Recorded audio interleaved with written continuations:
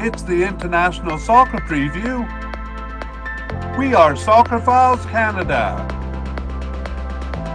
Welcome to Series 25, looking at the players of Euro 2024. This episode is looking at the players of Portugal. Here we go! Hello and welcome to the International Soccer Preview by Soccerphiles Canada. I'm Kevin and this is Series 25 on the players of the 2024 Euro Cup. This episode covers Portugal's players. We're doing this mediacast in two parts. Part one here is a look at the candidates for the squad and their likelihood of making it. We examine the participation of players in games over the recent period, as well as a couple of other factors to categorize them into definite, likely, possible, and so on. Part two will come out when the squad lists are released and the final squad selected. That's not far from now.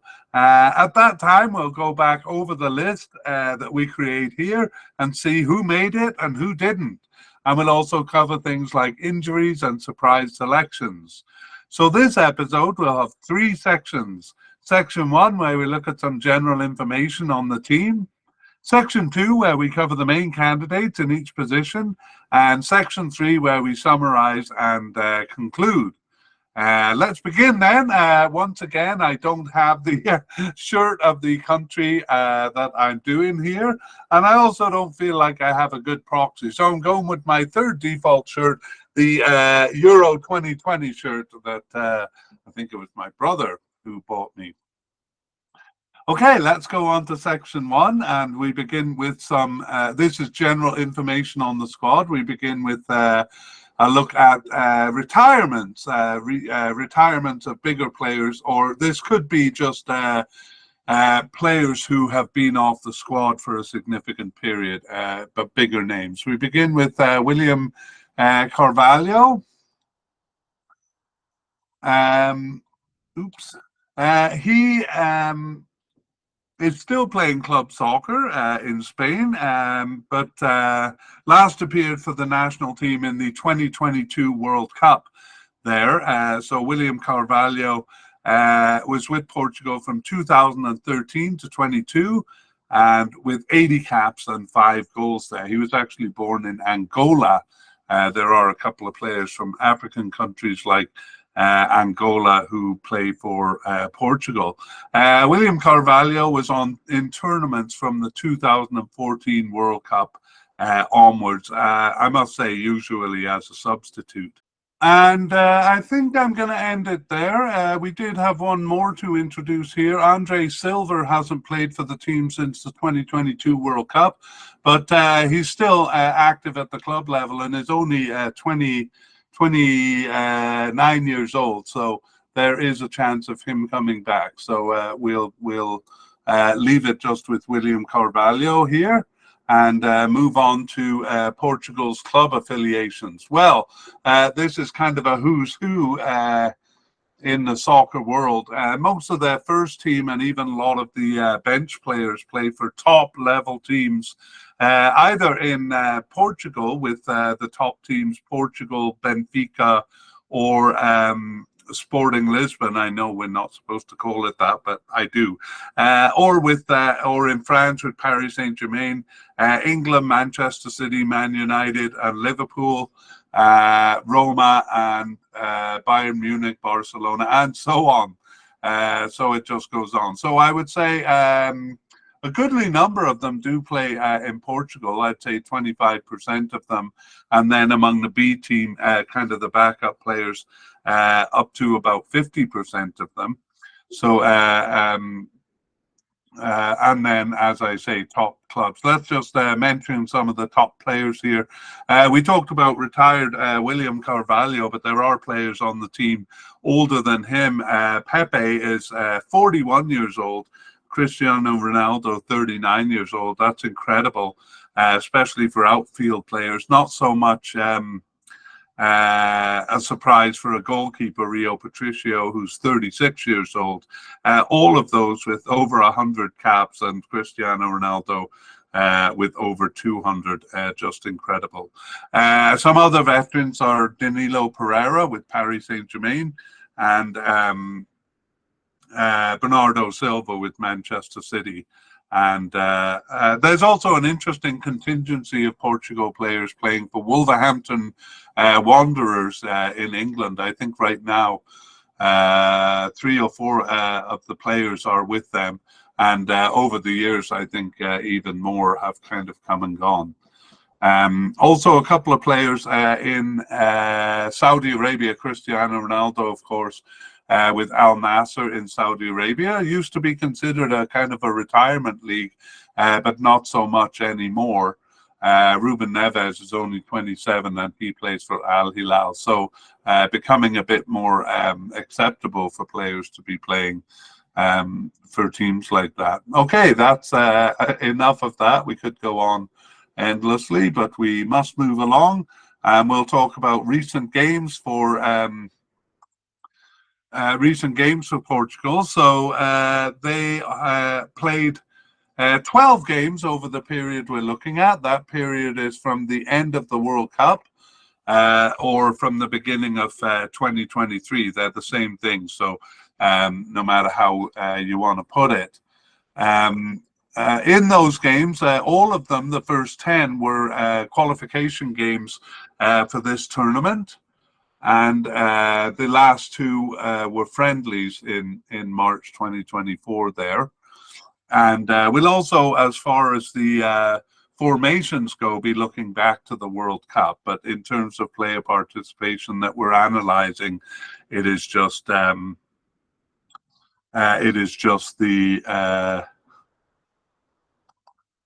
12 games played in 2023. Sorry, I'm getting ahead of myself.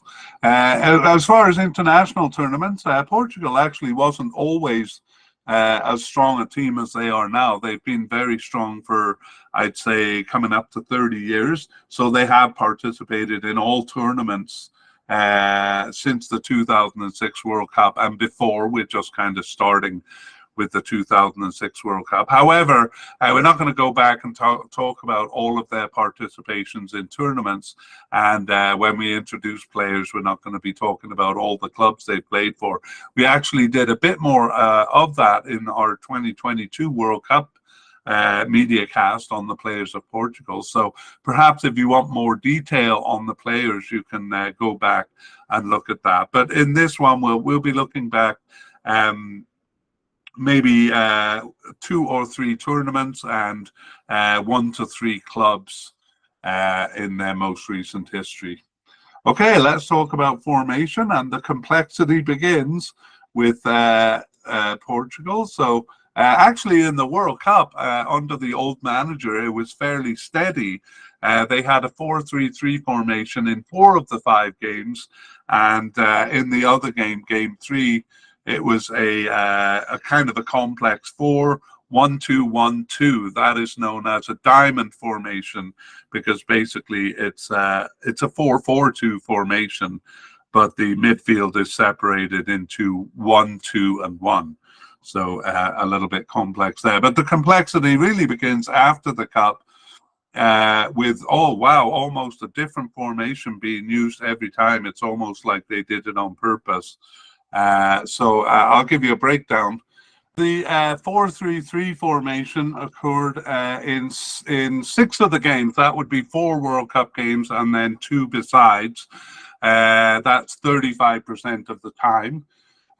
We have a 3-4-2-1 formation being used 3 times, and a 3-1-4-2 formation being used 2 times. I have the percentages there. That's 17.5% and 12%. And then other formations, this is formations used just a single time, is 6 different formations, making up 35%. So you can see that it's going to get complex. But we've worked hard to kind of try to simplify the explanations here. And I'll do that right here by saying about half the time after the World Cup, it's a 4-man defense, and about half the time it's a 3-man defense. And then most of the time, about 80% of the time, it's just one forward and a couple of times two forwards. The 4-3-3 formation we view as one forward and a left attacker and right attacker. It's really just a midfield that gets complex and made even more complex with players switching in and out. So it's a bit bewildering. But again, we'll try to, admittedly, we're kind of going to simplify things a little bit. But I think we've struck a good balance between accuracy and simplification. All right, our last order of business is the upcoming games for Portugal. So they are, I think, one of two teams. When I introduced Ukraine, I thought Ukraine was the only team that had 3 warm-up games, but it looks like Portugal do 2.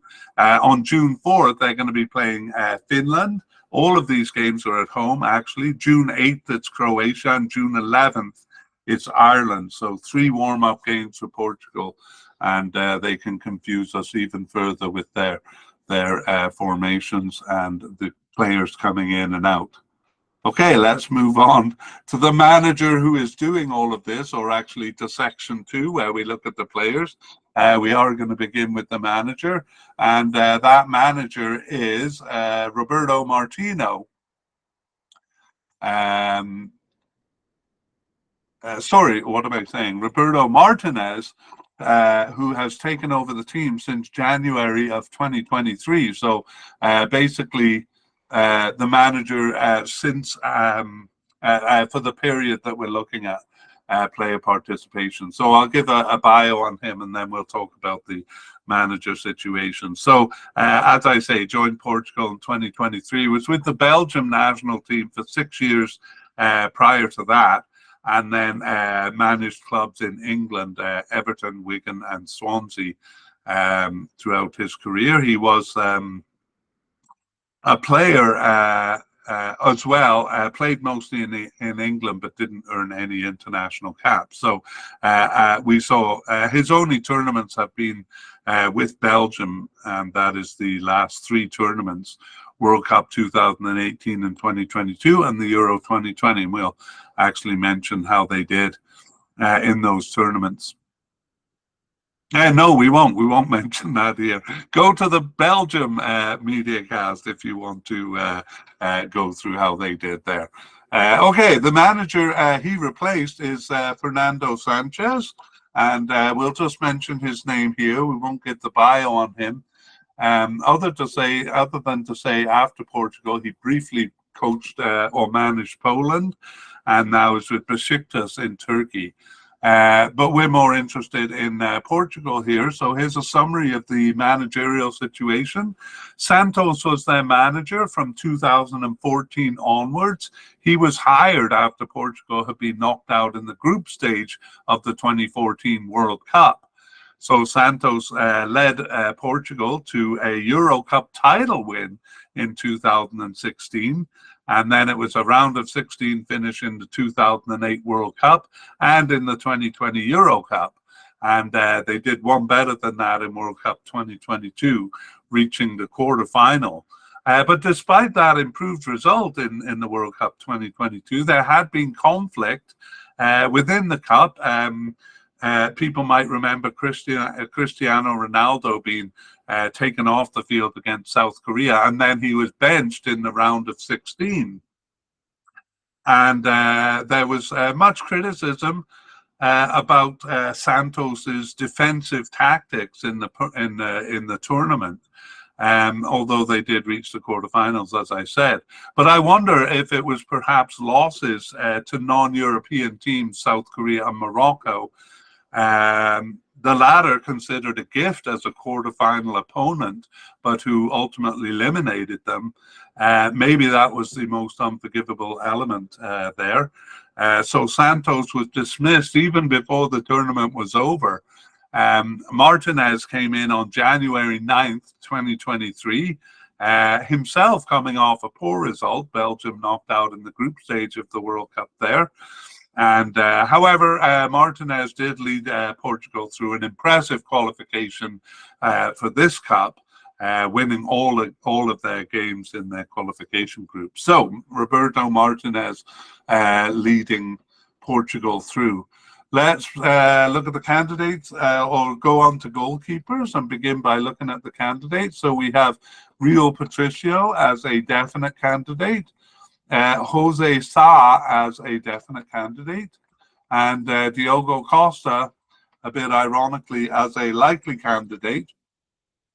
And then we have Totti, or Totti Gomez, as a possible candidate, and Samuel Suarez as a possible but unlikely candidate. So let's look at these players in a bit more detail. So Rio Patricio is 36 years old and has 108 caps for the national team since 2008. He plays for Roma in Italy now, but he is one of the several players who played for Wolverhampton in England before that. Been part of tournaments since the 2008 Euro Cup. Actually didn't make the cut for the 2010 World Cup, but otherwise was a starter from the 2012 Euro Cup onwards, all the way up to Euro 2020. Rio Patricio, though, is not the starter now. He started 3 of their 12 games since the World Cup in 2022 and has been on the bench for 9 others. So he is always selected and seems to be the backup keeper here. So Rio Patricio, a definite candidate to make the squad. Jose Sa is next. He's 31 years old. He's been on the team since 2017, but the poor fellow only has 1 cap in that time. He is with Wolverhampton Wanderers in England, just like Rio Patricio was, and Jose Sa was with Olympiacos in Greece prior to that. The only tournament he actually played in prior to the World Cup, which we'll get to, was the Confederations Cup, which Portugal qualified for as a result of being the champions in 2016 Euro Cup. But even there, Jose Sa was a backup keeper, and he was also selected for World Cup 2022, but didn't see any action in that cup either. Since Euro 2024, he has started 1 game. So finally, after 7 years being on the squad, got his first cap. But he was on the bench for 11 others. So we have him as a definite candidate because he's always called up. I said, ironically, Diogo Costa is a likely candidate. Ironic because he's the starting keeper. He's 24 years old and has 20 caps since 2021 and plays for Porto in Portugal. I'm just correcting something in my notes here. He was a starter in World Cup 2022, and he has started 8 of their 12 games since the World Cup. He was on the bench for 1 and out with 2 separate injuries for 3 others. So not actually appearing as much as the other 2. That's why we have Diogo Costa as a likely candidate, although really he really is a definite candidate. Next we have, okay, wait a minute, something's wrong here.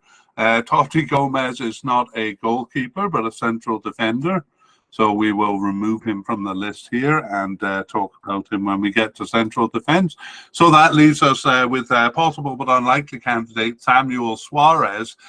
He got his first appearance in March 2024 and was on the bench for both games there.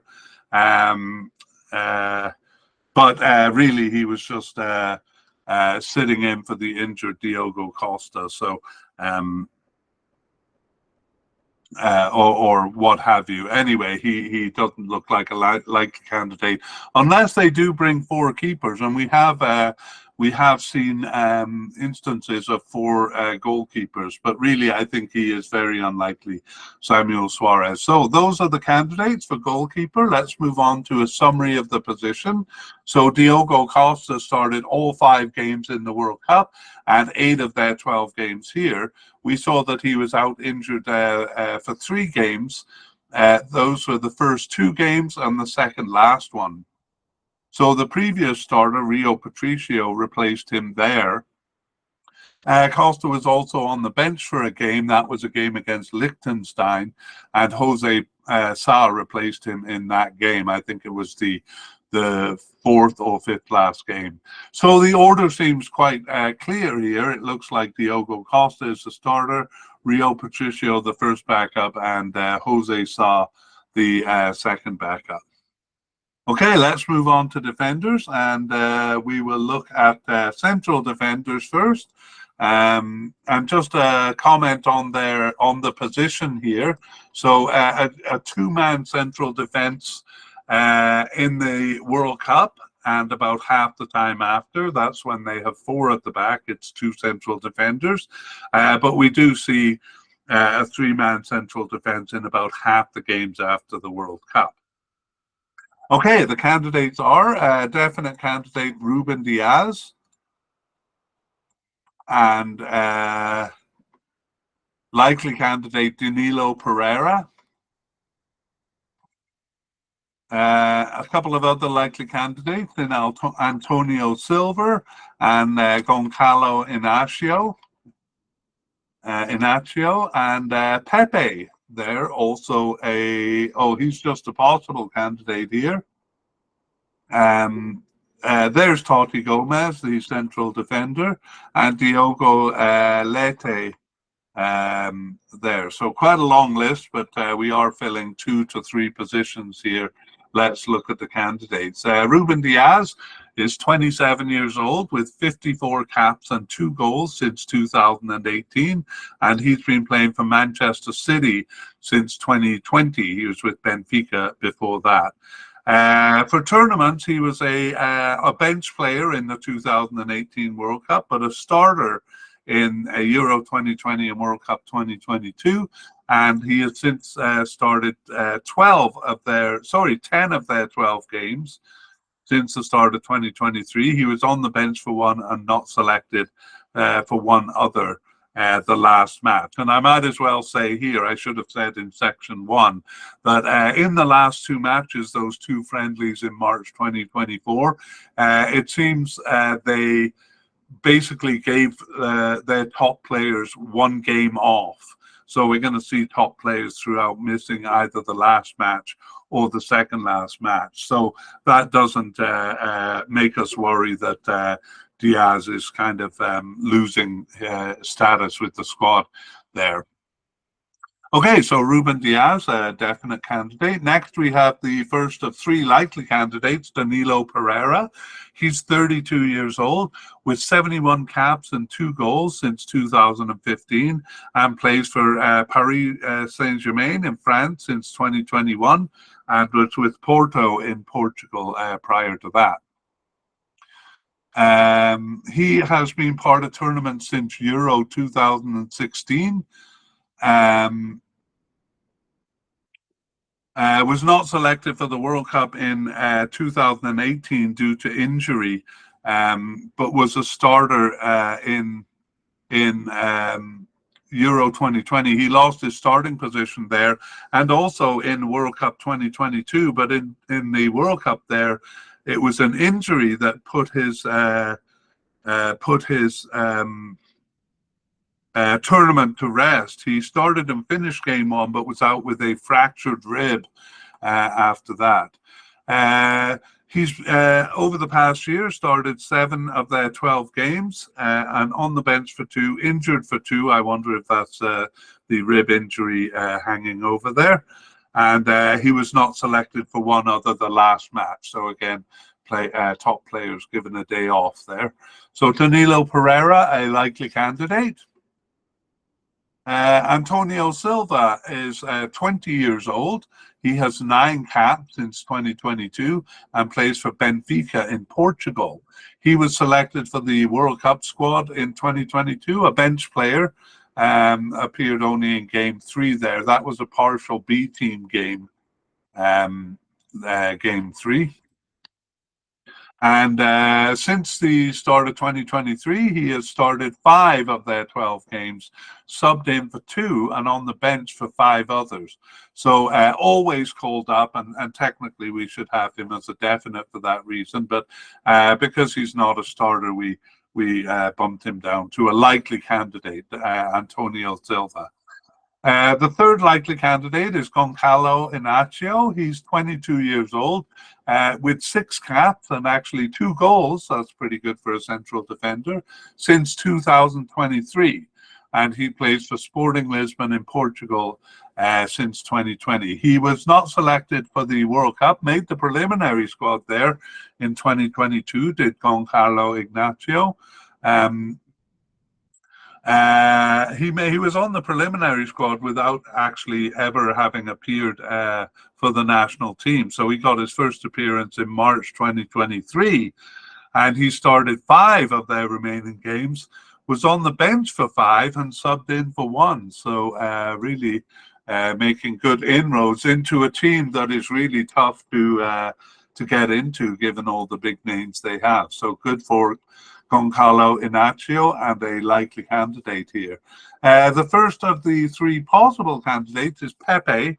So we talked about him in the intro, 41 years old with 136 caps and 8 goals since 2007, and was part of tournaments since Euro 2008. He didn't miss one, and was usually a starter as well.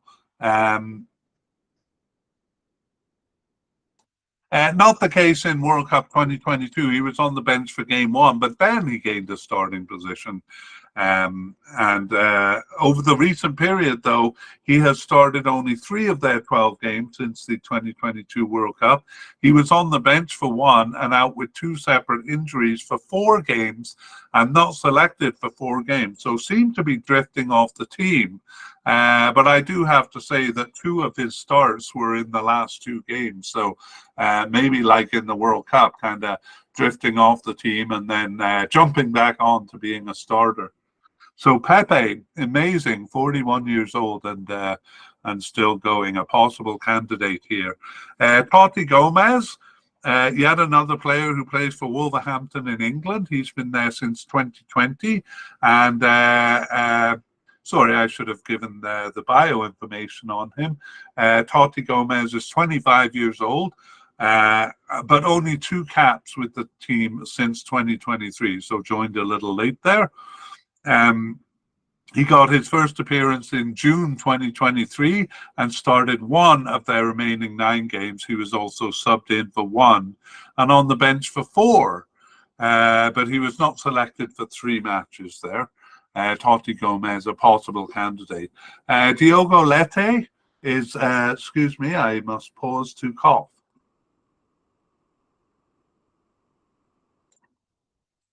Great. Diogo Leite is 25 years old also, and even less caps than Totti Gomez. He has no caps for the national team and plays for Union Berlin in Germany since 2023. He got his first appearance in March 2023 and didn't start any games, but was on the bench for 3.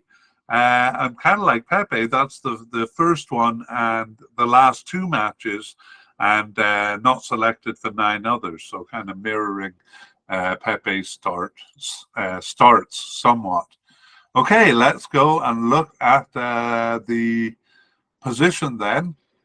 So in 3 of the 5 World Cup games, it was Diaz partnered with Pepe. Game 1 saw Danilo Pereira instead of Pepe, and game 3 saw Antonio Silva instead of Diaz. I just want to make sure on that. Yeah, I had the wrong name written down. Antonio Silva instead of Diaz. After the Cup, Diaz remained a constant missing only 2 games of lesser importance near the end.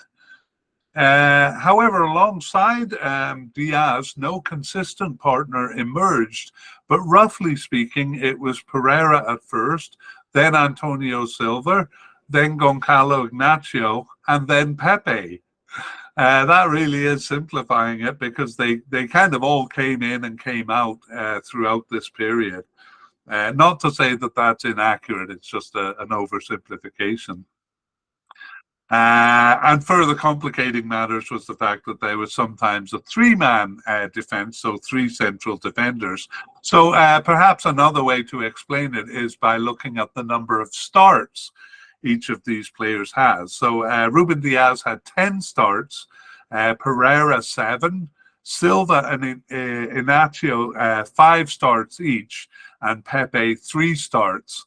And that includes the last 2 games. So difficult to predict who the starters will be. We could say Ruben Diaz there, but other than that, quite difficult to predict. Let's move on to left backs and look at the candidates. We have Rafael Guerreiro, but he does have an injury tag on him. We'll talk about that. Guerreiro is just a possible candidate, though. And so is the other name here, Nuno Mendes, both possible candidates. So let's look at Guerreiro as if he doesn't have an injury. He's 30 years old and has 65 caps and 4 goals since 2014. And he plays for Bayern Munich in Germany since 2023.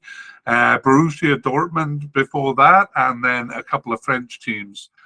Actually, he was born in France, Rafael Guerreiro. Been part of every tournament since Euro 2016, and has started 2 of their 12 games since the beginning of 2023. Started 2 and was subbed in for 2 and on the bench for 1. However, he was out with injuries. 2 or 3, it looks like one of those injuries was recurring. He was out for 6 games, and that includes the last 2 matches. And he also wasn't selected for 1 game. So we can only give him a possible candidate, a possible ranking here, and that may go down given that he has an ankle injury. That's a fairly recent injury since early May, and it has an unknown return date. So Rafael Guerreiro, a doubt, but perhaps we'll be able to update it in part 2. Nuno Mendes is 21 years old, and he has 20 caps since 2021 and plays for Paris Saint-Germain in France since 2022, Sporting Lisbon before that. He was selected both for Euro 2020 and World Cup 2022, and he, like Guerreiro, has started 2 of their 12 games since the 2022 World Cup, and he was on the bench for 2 and injured for 8 others. Now, you might be wondering, with both of them starting 2 matches, who is really playing in this position? I should have summarized the position before we began, but I'll do that now. With a 4-man defense, it's a left back and a right back. But with a 3-man defense, it becomes a left wing and a right wing. In other words, the position moves up to left wing and right wing. And it usually is these same players who play in those positions. Not always, but usually. I think in a couple of instances, it was an attacking midfielder who filled that role. Anyway, let's go look at the World Cup. In the World Cup, it's always a left-back position because there's always a 4-man defense. Guerreiro played this position 3 times, including both games in the final stages, so he eventually locked down the position, and 2 players appeared in single appearances otherwise. And for the most part, during this media cast, if a player only played the position once, we're not going to mention him by name, just to as to not overcomplicate things. So oh, and having said that, here I go naming the players. Those 2 players were Nuno Mendes and right back João Cancelo. I'm actually only naming them this time because they come up after the cup as well. Yes, after the Cup, these three players, Guerrero, Nuno Mendes, and João Cancelo, basically rotated with right back Diogo Dalot added to the mix. So we can see Guerrero and Mendes both got 2 starts. So Cancelo, the right backs, Cancelo and Dalot actually played more. And as I said, these players were also the left wingers when the 3-man defence was called for. And only one time on the left did an attacking player fill the role rather than one of these guys. Okay, over to the right side. So we've already pretty much met the candidates. João Cancelo, a definite candidate, and Diogo Dalot, a likely candidate. But we have some other candidates on this side too. Nelson Semedo, a possible candidate, and João Mario. I'm gonna separate the João Marios into younger and elder. This is João Mario the younger. So we'll meet both of them, but you may want to pay attention to the details so as not to mix them. Okay, let's look at the candidates here. João Cancelo is 30 years old and has 51 caps and 10 goals since 2016, and is, well, at least on the roster of Manchester City in England since 2019. However, he's been loaned out to Barcelona in Spain since 2023, and Bayern Munich in Germany earlier in 2023, and he was with Juventus in Italy before that. So really, really a tour of the top clubs, and João Cancelo has all of them on his resume. Despite joining the team in 2016, it took until it took until the World Cup in 2022 to participate in his first tournament. So wasn't selected for the Confederations Cup in 2017. It looks like Euro 2016 came too soon for him. And on the preliminary squad for the World Cup in 2018, and didn't make the final cut. He did make the final cut for Euro 2020, but then tested positive for COVID. So 2022, his first tournament, and even with that, he started and finished the first 3 games, and then lost his starting position after that. But anyway, he has since started 9 of their 12 games and has subbed in for 1 and on the bench for 1. And he was out with a heart problem for one other, the second last match there. So we saw that some of the top players got one of those 2 matches off, but in his case, it looked like what do you call that? An injury or a medical thing. Anyway, João Cancelo, after all that, a definite candidate for this cup. Diogo Dalot is a likely candidate. He's 25 years old with 17 caps and 2 goals for the national team since 2021. And he's with Manchester United in England since 2018 and was with Porto prior to that. He was a substitute in Euro 2020 and also in World Cup 2022, though he gained a starting position in that tournament. And he had since started 7 of their 12 games, has Diogo Dalot, and he was on the bench for 2 and not selected for 3 of the last 4 matches there. Nevertheless, we do have him as a likely candidate here.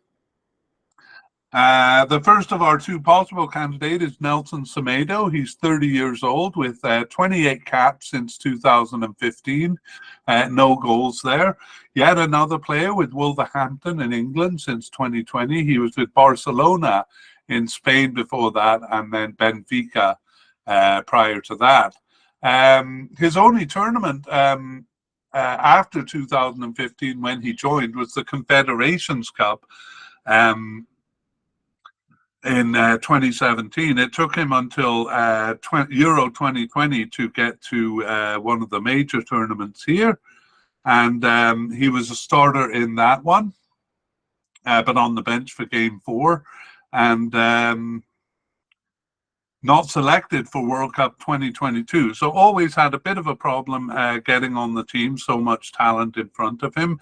He was on the preliminary squad for the World Cup in 2022, but didn't make the final cut there. He was actually off the team for 19 months when he returned in June 2023, and he started 2 of their remaining 10 games after that, subbed in for 2 and on the bench for 2. But not selected for, I think, 4 matches there, including the last match. So whether he was given that off, usually it seemed to be just the kind of the A-team players, the starting players, who were given one of those 2 matches in March 2024 off. So all in all, it boils down to a possible candidacy for him. The other one is João Mario, or I'll call him João Mario the Younger.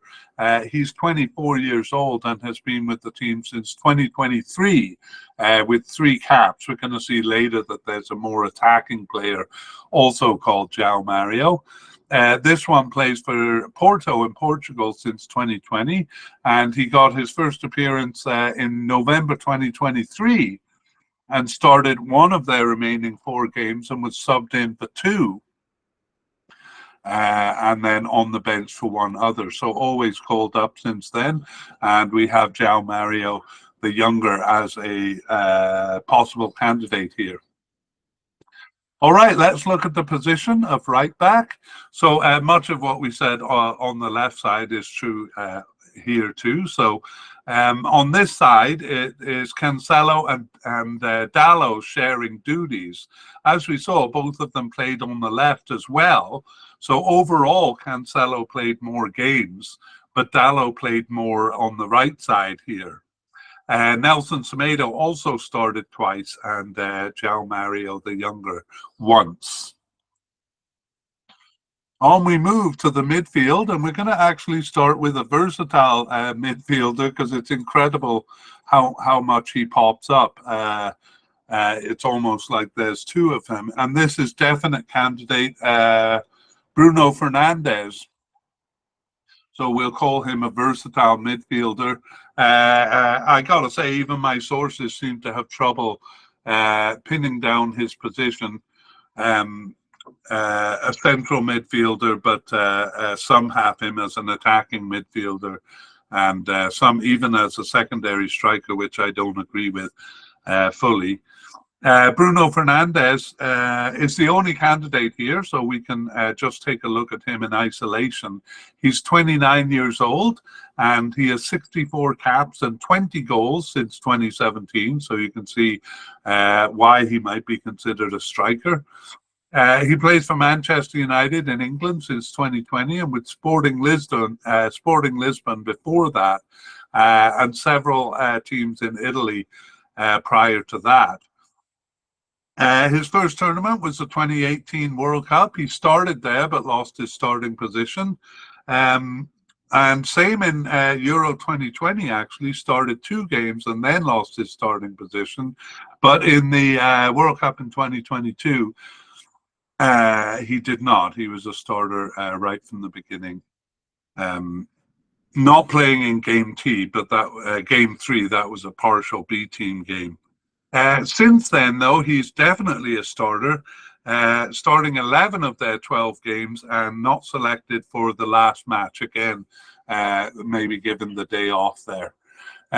So Bruno Fernandes, we're going to meet him all over the place going forward. And let's move on to actually defensive midfielders. So let's talk about the position here. Oh, I don't have the graphics right on the YouTube feed, so I'll just correct that. Versatile midfielders. Okay, so defensive midfielders, and we'll talk about the position here. We'll consider the 4-3-3 of the World Cup and the 2 4-3-3 games after that. We'll consider that as one kind of defensive or central midfielder, and then we'll deal with the other 2 as left midfielder and right midfielder in separate categories. And in some formations, this position is two players, sometimes one, sometimes two. Okay, let's look at the candidates. Ruben Neves is a likely candidate. And I do believe he played as a central defender in one of the games there. I'm just making a quick check. Perhaps I'm wrong. Ruben Neves, anyway, a defensive midfielder and a likely candidate. We also have João Palhinha, also as a likely candidate. And João Neves, also likely, though not a starter. Let's look at these three candidates. Ruben Neves is 27 years old, and he has 46 caps and no goals for Portugal since 2015. And he plays for Al Hilal in Saudi Arabia since 2023. And who would have guessed, Wolverhampton in England for 6 years prior to that. His Portugal club was Porto. That was his first senior club. Despite being on the team since 2015, it took until Euro 2020 for him to appear in a tournament. And he was a substitute in that. However, in World Cup 2022, he started and finished all 5 games except one. Over the recent period, he started 3 of their 12 games and was subbed in for 6 and on the bench for 1. And not selected for 2 matches. So Ruben Neves, a likely candidate. João Palhinha is 28 years old, and he has 25 caps and 2 goals for the national team since 2021. And Palhinha plays for Fulham in England since 2020 and was with Sporting Lisbon before that. He was selected for Euro 2020 just as a substitute there, and also a substitute in World Cup 2022. However, since after the World Cup, he's taken on more of a starting role, starting 7 of their 12 games, Palhinha, and he was on the bench for 3, and 2 matches he wasn't selected for, including the last match, so he too possibly given a rest. Our third likely candidate is João Neves. He is 20 years old and has been with Portugal since 2023, 5 caps in that time.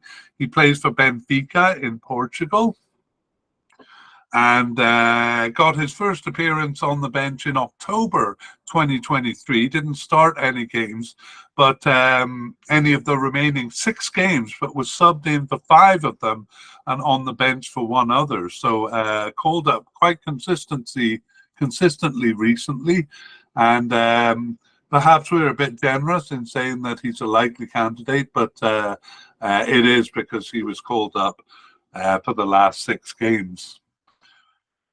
Okay, before we summarize the position, we're going to move on to central midfielders and introduce those candidates as well, and then we'll talk about the position. So we have a likely candidate in Vitinha as a central midfielder. We have a possible candidate, Matthias Nunes. Oops. Sorry, I'm just getting the graphics straight here. Possible candidate Matthias Nunes, and then seemingly off the squad, Renato Sanchez. And we talked in section 1 about William Carvalho, who is retired, but will come up in the narrative as part of the World Cup discussion there. Okay, let us look at the candidates in closer detail. Vitinha is 24 years old with 15 caps and no goals since 2022. And Paris Saint-Germain is his club in France since 2020. And he was with Porto in Portugal from 2020 to 2022 and loaned to Wolverhampton in England during that spell. He was selected for the World Cup in 2022. Well, let's call him a substitute in that tournament. Didn't didn't come into every game there. And Vitinha started 2 of their 12 games over the recent period, as well as subbing in for 5 and being on the bench for 4.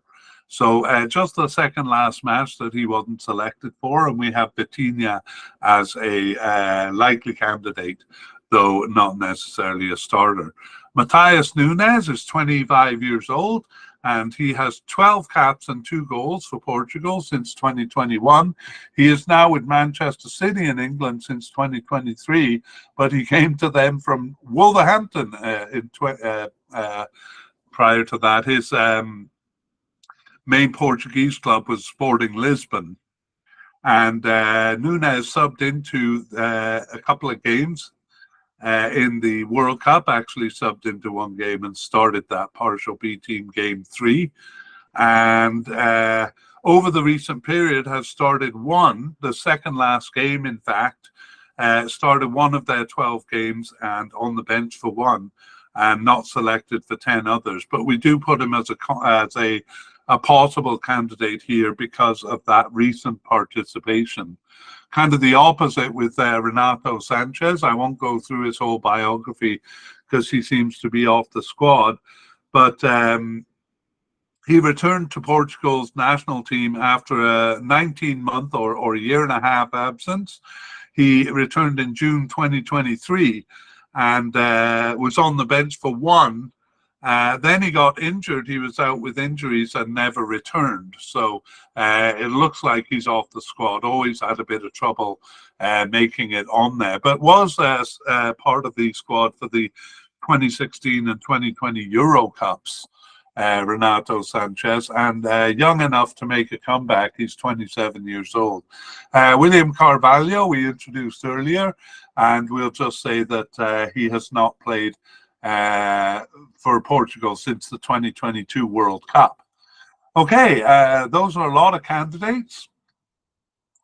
Let's look at the position. So in the 4-3-3 formation of the World Cup, it's Ruben Neves in all 5 games except for 1 where he was replaced by William Carvalho. After that, to make things simple, Ruben Neves continues in the role a little bit, but really João Palhinha dominates this position. Whenever it's a stopper role, a stopper is just a single defensive midfielder, Palhinha is almost always the one, except once when Bruno Fernandes was stationed as the defensive midfielder. As a regular defensive midfielder, kind of defensive / central midfielder, we see Bruno Fernandes as well, actually playing the position more than Ruben Neves. And then we have a whole bunch of other players who do appear, but only central defender Danilo Pereira appears more than once. He has 2 starts in this position. So quite confusing there, simplifying it as much as I can while remaining accurate. And we move on. And we are going to talk a little bit about left and right midfielders here because they use the 4-3-3 formation so much. So we're actually also merging that diamond formation in the World Cup here to simplify things. Let's look at the candidates we have. We don't actually have many. We have Otavio, actually the only candidate over both of these positions. He's coded as a right midfielder, but we're moving him to left because that's where he played. And Otavio is a likely candidate here. He's Brazilian born and he's 29 years old and been with Portugal since 2021 with 20 caps and 3 goals. So he plays for Al Nassr in Saudi Arabia alongside Cristiano Ronaldo there. And he played for Porto in Portugal for 9 years before that. But actually his first senior club was Internacional in Brazil from 2012 to 2014. So I believe he's a naturalized Portuguese citizen here. Otavio's only tournament has been the World Cup in 2020. Well, he joined in 2021, so that's understandable. And he was a starter in that tournament, but just for games 1, 4, and 5. And there's some suspicion that he was injured in game 1 there.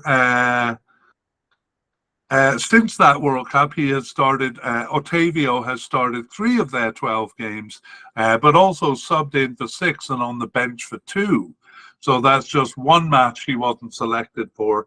Again, the second last match, so perhaps given that time off.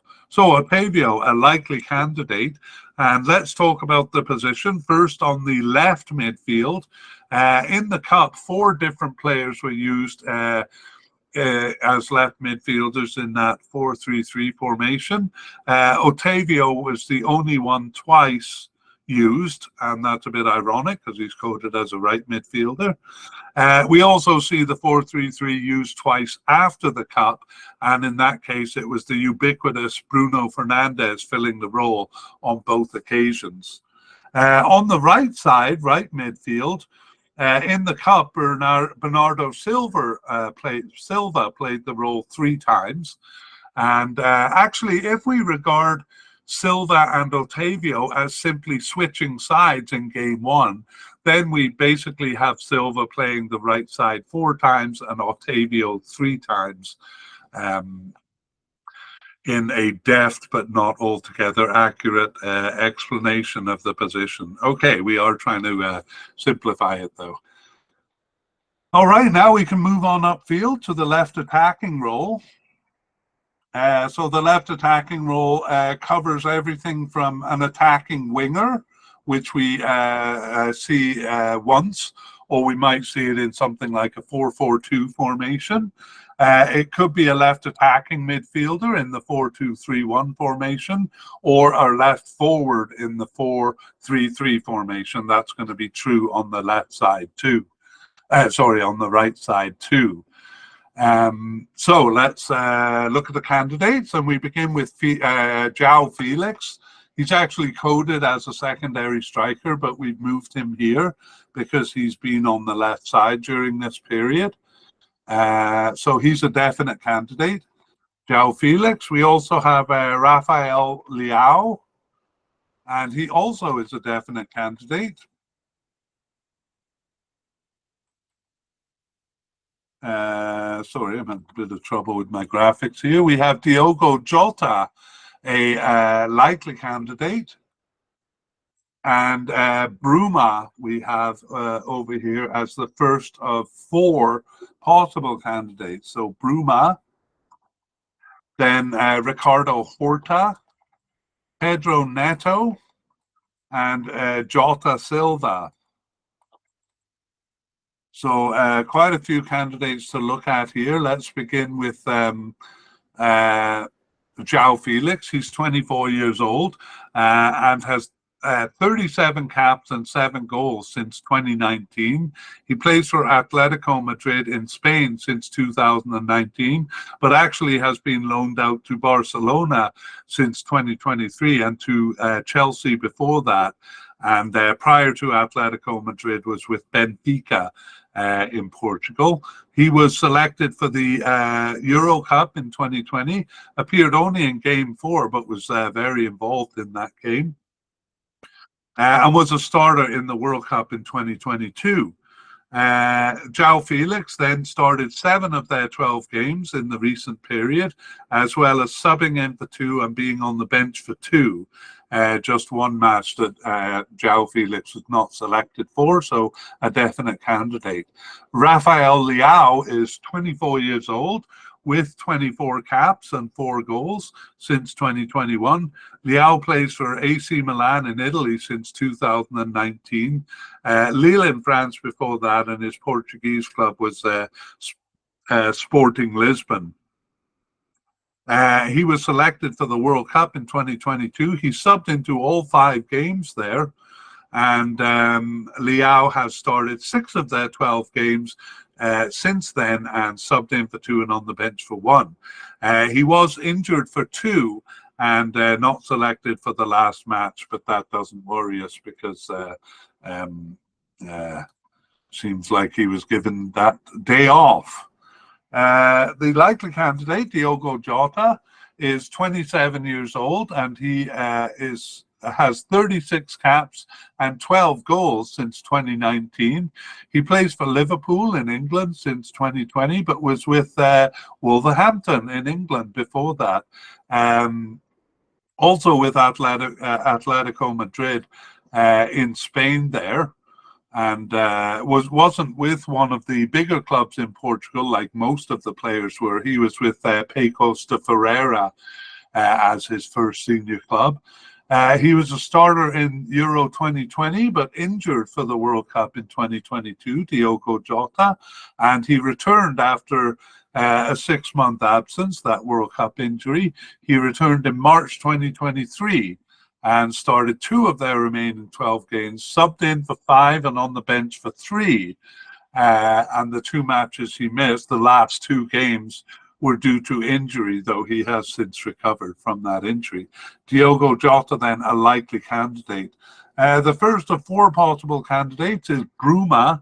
He's 29 years old with 12 caps and 2 goals since 2017, so a bit of struggle getting into the team. There, he's returned to play in Portugal since 2023. He's with Braga in Portugal, but was with several other countries, teams in several other countries, Turkey, Netherlands, and Germany, after leaving Sporting Lisbon in 2013. Bruma was born in Guinea-Bissau, another one of the kind of historical Portuguese what would you call them, colonies. He moved to Portugal in his childhood, Bruma, and has not been involved in any tournaments. Returned actually after a 4-year absence in November 2023, and was subbed in for 3 and on the bench for 1. So we have to put Bruma as a possible candidate here. Richard Horta beats him in terms of absence from the national team. I'll get to that. Horta is 29 years old and has 12 caps and 4 goals since 2014, so also kind of struggling to get into the team. He was selected for the World Cup in 2022 there. Started game 3, the B team game there, and since then he has not started any games, but he was subbed in for 3 and on the bench for 3. Out with 2 separate injuries for 4 matches, including the last 2, and not selected for 2. So Ricardo Horta, a possible candidate. He was off the team for an 8-year period from 2013. 2013, I guess. He was on the bench till 2021. The numbers don't quite add up there, so I would have to check, but I'm not going to. Our third possible candidate is Pedro Neto. He's 24 years old and he has 5 caps and 1 goal since 2020, and he's with Wolverhampton in England. Wow, so many players with them. I will promise to, by the way, check that Ricardo Horta 8-year absence. I feel terrible about it. Pedro Neto is 24 years old and has 5 caps and 1 goal since 2020, and has not been part of any tournament. He actually returned after a year-long absence in September 2023 and started none of their games, but was subbed in for 2 and on the bench for 2. He was injured for the last 4 matches, though. He is recovered from that injury, but we're not sure if it'll affect his chances in this cup. He was very good in England, but just for a short spell of games, and I think he is a bit prone to injury, Pedro Neto, or at least prone to being hot and cold. Anyway, just a possible candidate here. And finally, Jota Silva. Jota Silva is 25 years old, just 2 caps, but those are both in 2024. He first appeared on the bench, or first appeared in March 2024, hadn't appeared on the bench prior to that, and was subbed in for both games in March 2024. But as we see, a lot of players were given one of those games off, so perhaps that opened the door. But it's a hard door to get into with all of these stars. And so I would say he's probably quite unlikely. Wow, a lot of candidates here. Let's look at the position. In the cup, it was João Felix, coded as a secondary striker, but playing as a left attacker. We're going to say he started 4 games in the cup. Actually, he was a right forward in one of those games, but we won't be too picky here. And in game 3, it was João Mario, the senior, playing it. So not to be confused with the younger defenseman who we met earlier. After the cup, João Felix retained the position, but halfway through was challenged by Liao, who seemed to be seizing the position in the middle of this 2023 period. However, João Felix reasserted himself at the end, starting 3 of the last 4 games. And Jota also appeared once in this position. So yes, João Felix holding on to it for the time being, but looks like a real challenge from the talented Rafael Leão. Over we go to the right attackers, and let's look at the candidates. Bernardo Silva is a definite candidate. And then we have Francisco Concheca as a likely possible candidate, and then Francisco Trincao as a possible but unlikely candidate. Okay, let's look at these players. Bernardo Silva then, 29 years old with 88 caps and 11 goals with Portugal since 2015 and with Manchester City in England since 2017. He was with Monaco in the French league prior to that, and Benfica was his Portuguese club. He was on the team since 2015, but a thigh injury prevented his participation in the 2016 Euro Cup. But he was selected for the 2017 Confederations Cup and for every tournament after that where he has been a starter. Bernardo Silva started 10 of their 12 games in the recent period, was on the bench for 1 and not selected for one other, the second last match. Again, one of the players given the day off. Bernardo Silva then, a definite candidate. Francisco Concheco is 22 years old, just 1 cap for the national team since 2024 and plays for Porto in Portugal. So he got his first cap there in March 2024 and started neither of those games, but was subbed in for 1 and on the bench for 1. Again, perhaps taking advantage of some of the top players being away. Francisco Concheco, and we also have Francisco Trincao, a possible but unlikely candidate. I won't go into too much detail on him, but he last appeared for the national team way back in September 2021, and he was called up for the March 2024 games, but he reported in as injured, so not likely to be selected here. Okay, let's look at the position. So everything we said about the left is true. It could be a variety of positions from winger to attacking midfielder to forward. In a 4-3-3. In the cup, it was Bruno Fernandes, so popping up once again in 3 of the 5 games, Bruno Fernandes. And However, after the Cup, it's almost exclusively Bernardo Silva. We do have 3 players in single appearances over the period, one of them being, no surprise, Bruno Fernandes again. So primarily Bernardo Silva there, although in the Cup it was primarily Bruno Fernandes. Okay, we move on to the central attackers, our last category in the midfield.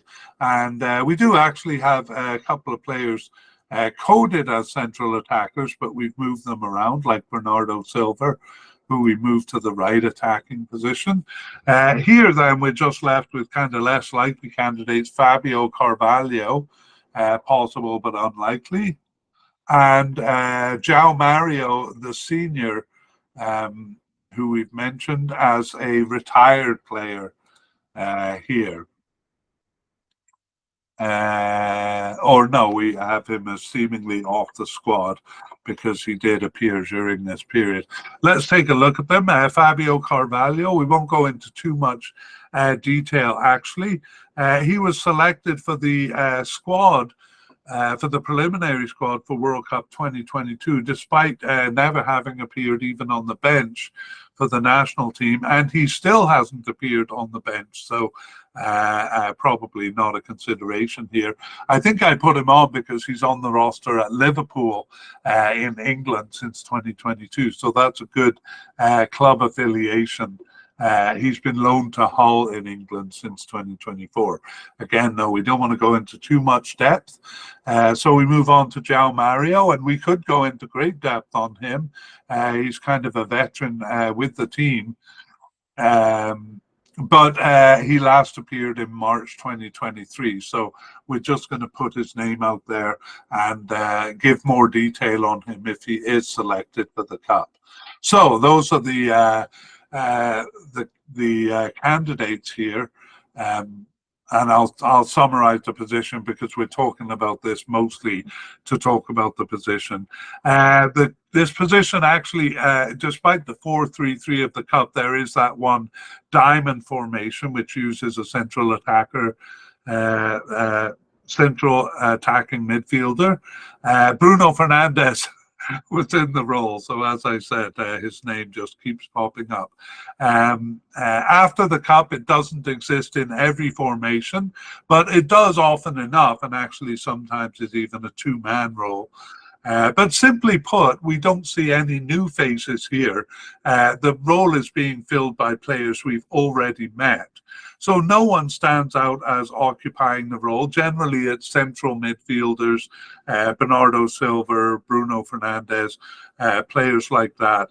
The only thing to say here is it is a bit of a surprise when we saw left attackers Rafael Leao and Diogo Jota both starting once in the position.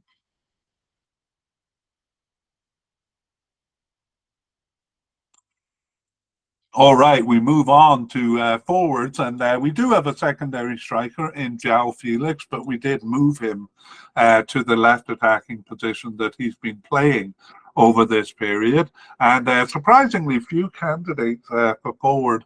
Maybe that's because of the gigantic presence of Cristiano Ronaldo, who's a definite candidate here and captain of the team. We also have a likely candidate in Goncalo Ramos, and then Danny Mota, a possible candidate, and I have to pause again to clear my throat here.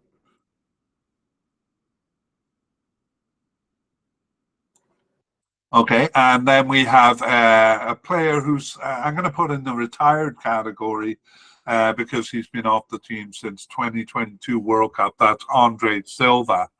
And again, that's a player, he is young enough to come back. In fact, he's 29 years old. So he could come back into the team. But we will give more detail on that if he's selected for the squad. Let's focus, though, on the candidates who seem more likely. Cristiano Ronaldo is 39 years old, captain of the team, been with Portugal since 2003. Good Lord. And good Lord again, 206 caps and 128 goals. He's the most capped player in the world. And wow, what a record of more than 50%. So we've said that he is with Al Nassr in Saudi Arabia since 2023, and was with Manchester United before that, in his second stint with them. Juventus, Real Madrid. His Portuguese club was Sporting Lisbon. That was the first senior club and also the youth club that he played for. He did play for a couple of other smaller youth clubs, but worked his way up to Sporting Lisbon. Been part of tournaments since Euro 2014, and we could spend a half an hour going through his successes and anecdotes. But suffice to say, he's been a crucial player for them, and continues to be. Started 10 of their 12 games since the World Cup, and was suspended on yellows for one and not selected for the second last match. Again, probably just given that time off. So Cristiano Ronaldo, a definite candidate. Gomez, sorry, what am I talking about? Goncalo Ramos is 22 years old, and he has 11 caps and 8 goals, so good percentage there for Portugal since 2022. And Ramos plays for Paris Saint-Germain in France since 2023 and was with Benfica in Portugal before that. So we kind of famously in the World Cup was a substitute in a couple of games, and then was given the starting position for games 4 and 5. Replacing Cristiano Ronaldo. So, that was a big moment. And he has since started 4 of the 12 games since the 2022 World Cup.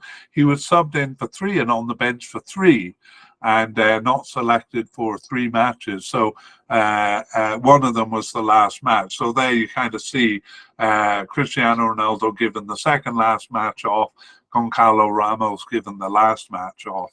And so we don't consider that as any bad effect on their chances of making the squad. Danny Mota is our possible candidate. He's 26 years old, no caps for the national team. He got his first appearance in March 2024 and was on the bench for both games there. So again, maybe more because the A-team players were away, he got his chance. So really surprisingly thin up front, but of course there are midfielders they can bring in to play forward if they need to.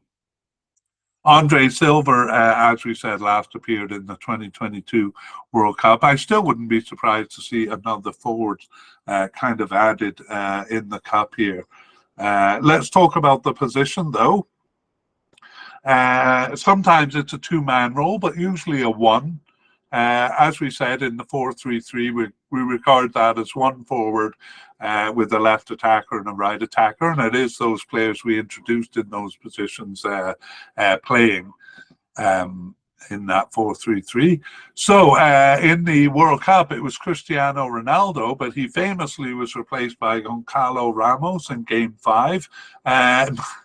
Less people seem to realize, sorry, he was replaced in Game 4, and less people, because when I talk about it, everyone says Game 4, but he was replaced in Game 5 by Goncalo Ramos, by Ramos too. So both of those games. Anyway, Ronaldo returned to dominate the position. There's some suspicion that that was part of the reason the manager was fired. Ronaldo returned to dominate the position since the beginning of 2023. Twice he was replaced by Ramos, but they're not really moments like in the World Cup. Twice replaced by Ramos, and twice the two played together as a pair.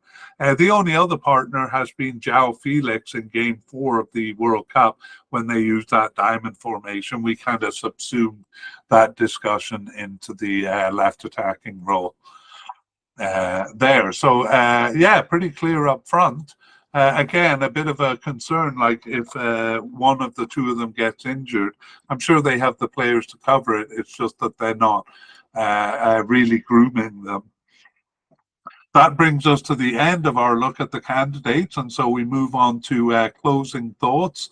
And really, like some of the bigger teams, and Portugal historically is not one of those teams, but at this moment in time, and to a surprising degree, over the last 30 years, they're behaving like a top team, like France, Germany, Spain, England, and Italy. And the problem of those kind of teams are just juggling the amount of talent they have, uh, um, and making them all feel satisfied, I suppose, with getting some field time. So there are some players who kind of start all the time, but they have a lot of talent, and I think that's why we're seeing most positions being shared or alternated, or single players coming in for games. It made for quite a complex analysis of the team here. But it's a nice problem to have, I suppose, when it's born from having so much talent. Let's go back and race over the list again to see if we can identify any definite starters here. So Roberto Martinez will manage them through the tournament. We're sure about that. Goalkeeper is likely Diogo Carlos. I am confident enough to give him the nod here, although Rio Patricio has replaced him 3 times and was the starting keeper before that, so certainly ready to step in. But it actually seems quite well defined here with Diogo Costa as the starter, Rui Patricio as the first backup, and Jose Sa, the poor guy, still only has 1 cap for the national team, but nevertheless the third backup. In central defence, we can fairly confidently say Ruben Diaz is a starter, but who starts alongside of him is a question. It's been a lot of candidates kind of looking like they were getting the role and then not getting it. So we can't identify one of his the partner.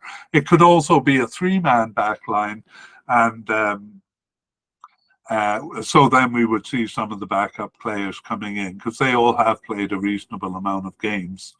At left back, Rafael Guerrero and Nuno Mendes are the only players we have here, but more than them, the right back players play in the position. So we can't nominate either of these two. They've only played a couple of games each.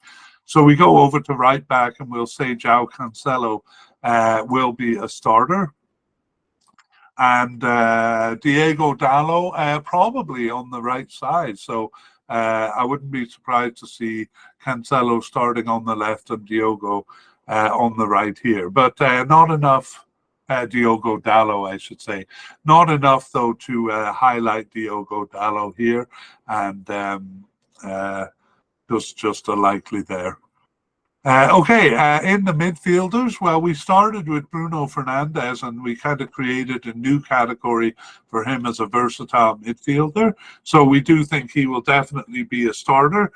We just can't say where it is on the field, because it could be anywhere in the defensive, all the way back to a stopper role up to a right forward role in a 4-3-3.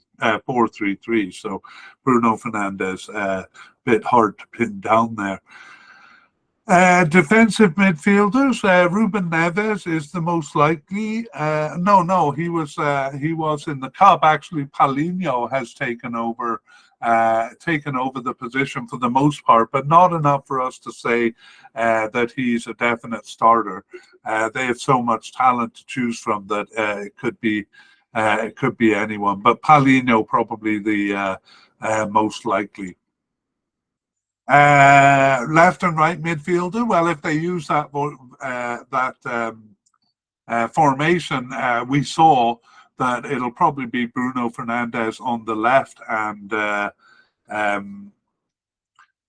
Bernardo Silva on the right. But Otavio Otavio has actually appeared more in the role. Not enough, though, to nominate him as a starter. It was Bruno Fernandes. I'm just getting lost in my thoughts. I'm just preoccupied with Bruno Fernandes because he just appears all over the place that I feel like I have to say his name all the time. Okay, in the left attacker role, I really do have to equivocate and put João Felix and Rafael Leao in blue highlights. So one of the two of them starting. Because João Felix had the role in the Cup, and shortly after the Cup, looked like Rafael Leao was taking over, but Felix came back playing 3 of the 4 games at the end. So both of them got quite a few starts. Diogo Jota, is being kind of pushed to the side by the talent of those two, but he did start 2 games, one as a central midfielder. He's not close to being a starter, though. On the right attacking side, Bernardo Silva we would put him as a definite starter.